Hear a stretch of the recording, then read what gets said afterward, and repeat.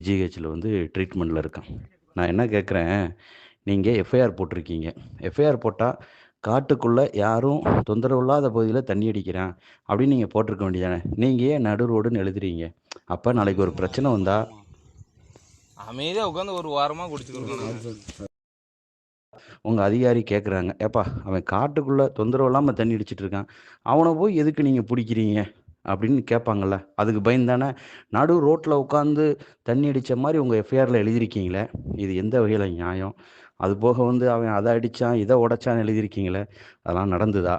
கொஞ்சம் மனசாட்சிப்படி செயல்படுங்க சார். இதெல்லாம் கூட இருக்கட்டும். 15 பேர் இருக்கும்போது இந்த 3 பேர மட்டும் குறிப்பிட்டு நீங்க புடிச்சிட்டு வர வேண்டிய காரணம் என்ன? உங்களுக்கு போலீஸ்க்கு சரக்கு அடிச்சு இவங்க பிரச்சனை பண்ணுதாங்க அப்படின்னு நினைச்சீங்கன்னா, 24 மணி நேரமும் சரக்கு ஓடுதே, அத நிப்பாட்டிற வேண்டியதானே. உங்க ஜூரிக்ஷன்ல கஞ்சா ஓடுதே, அத நிப்பாட்டிற வேண்டியதானே.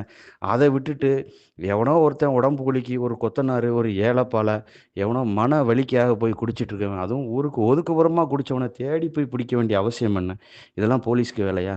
முதல்ல அரசாங்கத்த சரக்கு விக்க வேணான்னு சொல்லுங்க. அதுபோக 24 மணி நேரமும் விக்கிற கடைகள போய் ஸ்டாப் பண்ணுங்க. நீங்க சட்ட ஒழுங்கா அப்படி காப்பாத்துங்க. இந்த பொய் வழக்குல கண்டிப்பா நடவடிக்கை எடுக்கணும். அதுபோல தொடர்ந்து இளைஞர்கள இதுபோல வந்து தொந்தரவு பண்றவங்க மேல எந்த போலீஸாரா இருந்தாலும் அவங்க மேல நடவடிக்கை எடுக்கணும்.